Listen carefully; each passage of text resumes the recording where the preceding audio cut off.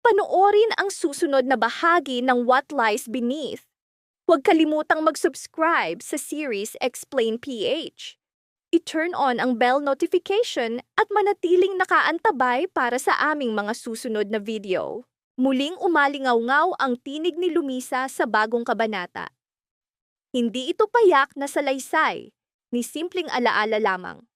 Isa itong babala, isang bulong, mula sa kailaliman ng dilim ng nakaraan. Humihila sa mga nakikinig, pabalik sa kanilang pinakanakakatakot na alaala. Bawat salita'y malinaw, mabigat, puno ng kahulugan. Tinatawag niya ang lahat na muling harapin ang mga pangyayaring matagal nang ibinaon. Mga pangyayaring pilit nilang kinalimutan, ngunit ngayoy muling nagigising, na para bang ang mga anino'y tumatangging maglaho.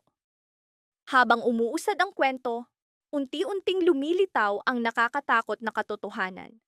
Ang kasalukuyan ay tila inuulit ang madilim na gabing iyon, ang gabing pilit nilang nilimot. Sa parehong lugar, kung saan minsang naganap ang trahedya, naglakad si Luisa. Mabigat ang bawat hakbang, pagod ang katawan, duguan ang ulo, malabo ang paningin, ngunit hindi siya tumigil. Paulit-ulit siyang sumisigaw ng tulong. Paulit-ulit na nagpupumilit sumulong. Bawat hakbang ay laban.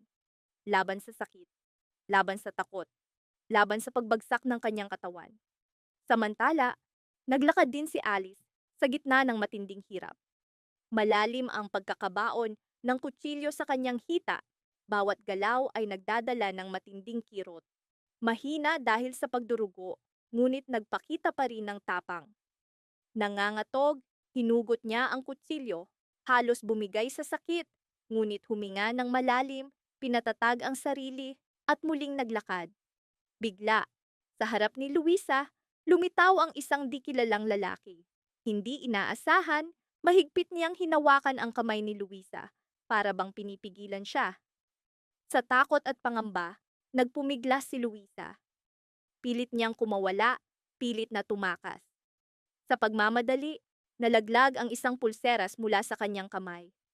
Naiwan ito sa dilim, hindi napansin ni Luisa. Isa lamang ang nasa kanyang isip, ang makatakas. Kahit halos bumigay ang katawan, patuloy siyang tumakbo. Samantala, si Beth ay naghanap sa paligid. Sinusuri ng kanyang mga mata ang bawat sulok. Umaasang makakita ng palatandaan, ng bakas. Bigla siyang natigilan. May bagay na nakatawag ng kanyang pansin. Sa sandaling iyon, bumalik ang isang lumang alaala. Hindi siya banyaga sa lugar na iyon. Dito, minsan nila hinanap si Luisa. Dito, sa gabing iyon, biglang naglaho si Luisa mula sa kanilang mga buhay.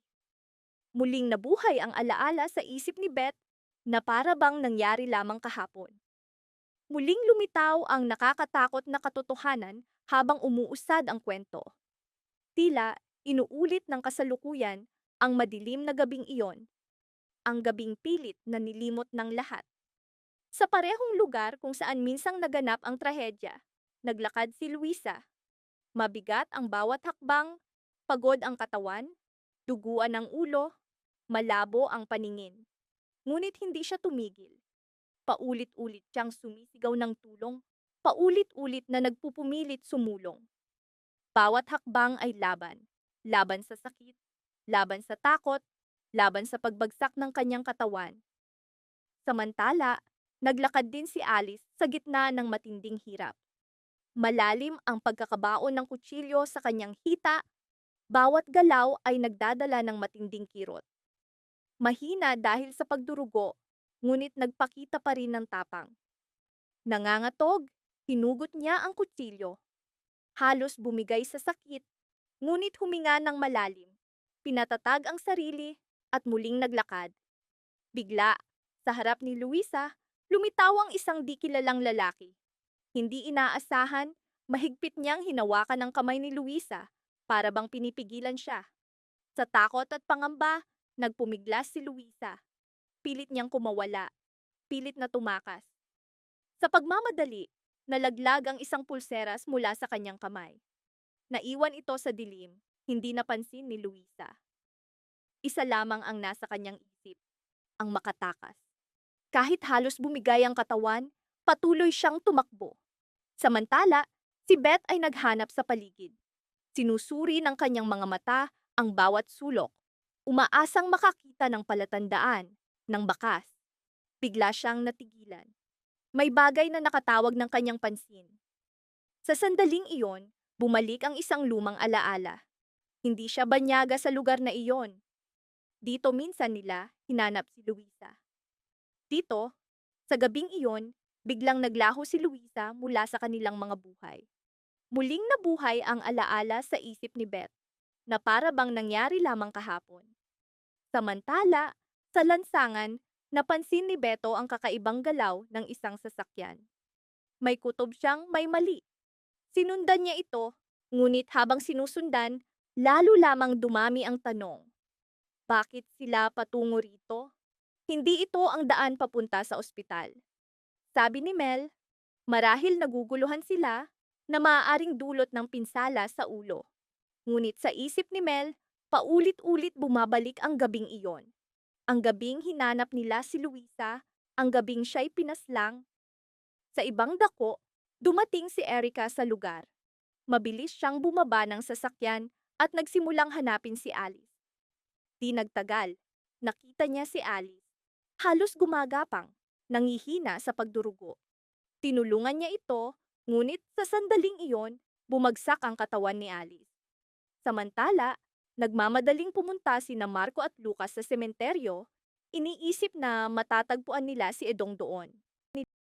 Ngunit pagdating nila, isang nakakatakot na tanawin ang bumungad. Nakahandusay na patay si Chris Santo. Lalong lumala ang takot. Hindi makapag-isip ng malinaw si Lucas, ngunit nang marinig niyang nawawala si Alice, nagpasya siyang bumalik kay Erica. Nagpatuloy sa paglalakad si Erica, ngunit ang atmosfera sa paligid ay pumigil sa kanya. Bumalik ang mga alaala. Pumikit siya at mahina ang bulong. Hindi na ito dapat maulit. Samantala, sinubukan ni Alice na tumayo, ngunit halos hindi na makagalaw. Sa sandaling iyon, lumitaw si Edward sa kanyang harapan. Nang makita siya, agad na naghandang lumaban si Alice, itinaas ang kutsilyo sa kanyang kamay. Mas mabilis si Edward. Sa isang iglap, kinuha niya ang kutsilyo mula kay Alice. Mabigat, ngunit kalmado ang kanyang tinig. Sinabi niyang ayaw niyang saktan si Alice, ngunit wala siyang pagpipilian. Sapagkat nakita ni Alice ang lahat, tulad ng nakita ni Althea. Sa sandaling iyon, bumalik sa isip ni Edward ang gabing iyon, nang matuklasan ni Althea ang kanyang lihim. Noong araw na iyon, nais ni Althea na iuwi si Tia Cristina, ngunit ipinakita ni Cristina ang isang bagay sa likod ng bahay. Dahil sa kuryosidad, nagtungo si Althea roon at nakita ang isang susi na naiwan sa kandado ng bodega. Binuksan niya ang pinto at pumasok. Napatingin siya sa isang kabinet. Nang buksan ito, tumambad ang isang maleta. Nang buksan niya ang maleta, natigilan ang kanyang paghinga. Nasa loob nito ang mga gamit ng mga bata, mga damit, mga sapatos, lahat ay may bahid ng dugo. Nanginig si Althea sa matinding takot. Sa sandaling iyon, narinig niya ang tinig ni Edward. Nagkunwari siyang walang nakita. Sinabi lamang na ipinakita sa kanya ni Tia Cristina ang isang bagay. Ngunit hindi basta-basta naniwala si Edward.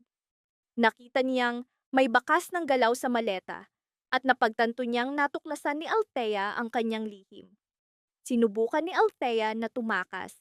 Nagpadala ng mensahe sa kanyang ama, ngunit bago niya matapos, nahuli siya ni Edward. Sa kasalukuyan, habang inaalala ang alaala, tumawa si Edward. Isang malamig, baliw na tawa. Humingi siya ng paumanhin kay Alice, sinasabing bagaman, masakit. Kailangan niya itong saktan. Sa sandaling iyon, dumating sina Erica at Beth. Napansin ni Beth ang peklat sa likod ni Edward. Nang makita ito, sumabog ang alaala ni Erica. Nakita na niya ang parehong peklat noon sa likod ng pumatay kay Luisa. Sa galit at dalamhati, sumugod si Erica kay Edward. Ngunit nagawa pa ring hawakan ni Edward ng mahigpit si Alice. Sumigaw si Erica, nakiusap na tumigil na siya, na huwag nang magdagdag ng kasalanan. Tahasan niyang itinuro. Si Edward ang pumatay kay Luisa. Ang peklat na iyon ay hindi niya malilimutan. Sa luha, tinanong ni Erica, "Bakit? Bakit mo pinatay si Luisa, na labis kang minahal, na itinuring kaniyang ama?" Napaiyak ang mga kaibigan, muling bumukas ang mga lumang sugat. Ngunit malamig ang sagot ni Edward. Para sa kanya, ito ang nangyayari kapag nakikialam ang mga tao sa mga bagay na hindi nila dapat pakialaman. Noon pa man, malinaw, itinuring ni Luisa si Edward bilang isang ama. Para sa kanya, si Edward ay mapagkakatiwalaan, isang taong pinagsasabihan niya ng kanyang mga takot, mga problema, mga lihim. Madalas bumisita ang mga kaibigan sa bahay ni na Edward at ng kanyang asawa. Hindi nila alam na sa likod ng kabaitan ay nakatago ang isang nakakatakot na lihim. Isang lihim na unti-unting sisira sa kanilang mga buhay. Huwag kalimutang mag-subscribe sa Explain PH series para sa susunod na What Lies Beneath video. Salamat sa panunood!